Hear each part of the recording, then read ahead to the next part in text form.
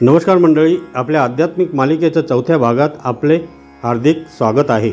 आपण मागील भागांमध्ये पाहिलं ईश्वर म्हणजे काय, तो कुठे भेटतो आणि संतांनी ईश्वराला कसा अनुभवला। आता आपण जाणून घेणार आहोत शास्त्रीय मार्ग म्हणजे भगवद्गीतेतील मार्ग। भगवद्गीता ही एक केवळ ग्रंथ नाही, ती जीवन जगण्याची दिशा आहे। श्रीकृष्णांनी अर्जुनाला केवळ युद्धासाठी प्रेरित केलं नाही, तर ईश्वर प्राप्तीसाठीही मार्ग दाखवला। भगवद्गीतेत श्रीकृष्ण म्हणतात, सर्व धर्मान परित्यज्य मामेक शरण व्रज, म्हणजे सर्व अहंकार अपेक्षा सोडून तू माझ्या शरण ये। ईश्वर प्राप्तीसाठी 3 मार्ग आहेत, भक्तियोग, प्रेम आणि समर्पण म्हणजेच भक्तियोग, आत्मज्ञानाने परमात्म्याला ओळखणे म्हणजेच ज्ञानयोग आणि निष्काम सेवा करणे म्हणजेच कर्मयोग। हे तिन्ही मार्ग आपल्याला एका सत्याकडे घेऊन जातात। ईश्वर म्हणजे अनुभवायची गोष्ट आहे, शोधायची नव्हे। भगवद्गीता संपूर्ण मानवतेसाठीचा आध्यात्मिक नकाशा आहे। भगवद्गीता ही 700 श्लोकांची दिव्य संवाद गाथा आहे। हे संवाद आहेत अर्जुन आणि श्रीकृष्ण यांच्यातले।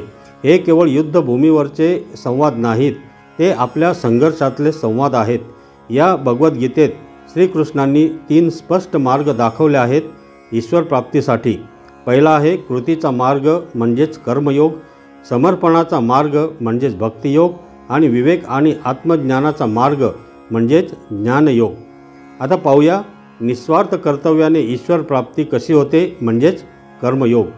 श्रीकृष्ण म्हणतात, कर्मण्येवाधिकारस्ते मा फलेषु कदाचन, म्हणजेच कर्म कर पण फळाच्या अपेक्षेशिवाय। या मार्गाचे वैशिष्ट्य असे आहे, कर्तव्याला ईश्वर मानणे, सेवा म्हणजे उपासना करणे।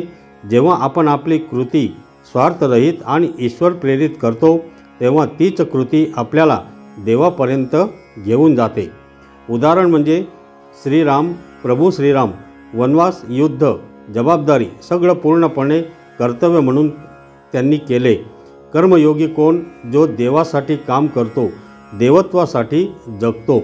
कर्मयोग म्हणजे हाताने कार्य करताना हृदयाने ईश्वराशी जोडलेलं असणे। आता भक्तियोग म्हणजे काय? तर प्रेम, समर्पण आणि नात्याच्या माध्यमातून ईश्वर प्राप्ती म्हणजेच भक्तियोग। भगवद्गीतेतील सर्वात मधुर आणि प्रिय मार्ग म्हणजे भक्तियोग। श्रीकृष्ण म्हणतात, भक्त्या माम बीजानाती, भक्त भक्तीनेच मी समजतो। भक्तियोग म्हणजे काय? तर ईश्वराला मित्र, प्रियकर, पिता, माता, मुलगा, गुरु म्हणून मानणे, निस्वार्थ प्रेम, नामस्मरण, पूजा, भजन आणि सर्वात महत्त्वाचं म्हणजे समर्पण। उदाहरणार्थ संत मीराबाई, संत तुकाराम महाराज, संत चोखामेळा, संत नामदेव महाराज यांचं जीवन म्हणजे ईश्वराशी प्रेमाचं नातं। भक्ती म्हणजे देवाला साथ घालणे आणि तो हाकेला प्रतिसाद जरूर देतोच। ज्ञानयोग म्हणजे आत्मा ओळखण्याचा मार्ग। श्रीकृष्ण म्हणतात, क्षेत्रज्ञ चापी मा विद्वी सर्व क्षेत्रेषु भारत, प्रत्येक देहामध्ये ज्ञानस्वरूप मीच आहे। ज्ञानयोग म्हणजे काय? तर आत्मा आणि शरीर यामधला फरक समजून घेणे, मी कोण या प्रश्नाचं उत्तर शोधणे। हे उत्तर मिळालं की बाह्य ईश्वराच्या शोधाऐवजी अंतर्मनातील परमेश्वराशी आपण जोडले जातो आणि परमेश्वराशी जोड निर्माण होते। ज्ञानयोगाचा पाया म्हणजे विवेक, वैराग्य, स्वाध्याय आणि ध्यान।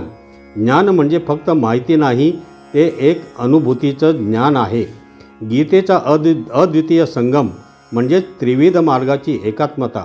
गीतेचं वैशिष्ट्य हे आहे की ती कोणताही एक मार्ग श्रेष्ठ म्हणत नाही। गीता सांगते की हे तिन्ही मार्ग एकमेकांना पूरक आहेत। एकाच माणसात कर्म, भक्ती आणि ज्ञान यांचं समत्व असेल तरच तो पूर्णपणे ईश्वराच्या जवळ पोहोचू शकतो।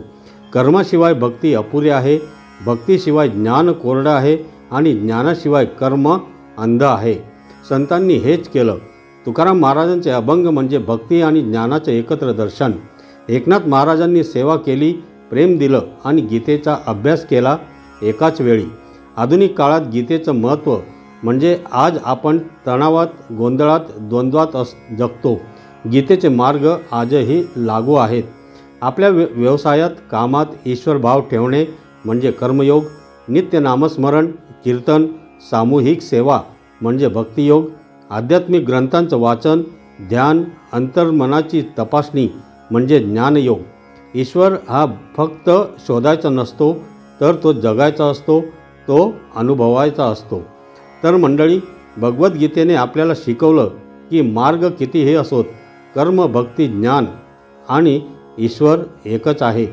तोच आत्मा, तोच देव, तोच प्रकाश प्रत्येक मार्गाच्या टोकाला उभा आहे. ज्याला जे सहजतेने जमतं त्याने तो मार्ग घ्यावा, पण श्रद्धा, सातत्य आणि प्रामाणिकपणा आवश्यक आहे. आजच्या भागात आपण गीतेच्या प्रकाशात 3 मार्ग पाहिले: कर्मयोग, भक्तियोग आणि ज्ञानयोग. हे मार्ग केवळ वाचण्यासाठी नाहीत, ऐकण्यासाठी नाहीत, तर ते अनुभवण्यासाठी, जगण्यासाठी आहेत. पुढील आणि शेवटच्या भागात आपण पाहणार आहोत ईश्वराचा प्रत्यक्ष अनुभव, साधना, ध्यान आणि अंतर्मनातील दिव्य स्पर्श. तर मंडळी, तुम्हाला गीतेचा हा भाग प्रेरणादायक वाटला असेल तर व्हिडिओला लाईक करा. कमेंटमध्ये तुमचा आवडता मार्ग कोणता ते सांगा, कर्म, भक्ती की ज्ञान. आणि चॅनलला जरूर सबस्क्राईब करा. चॅनलला सबस्क्राईब करायला विसरू नका.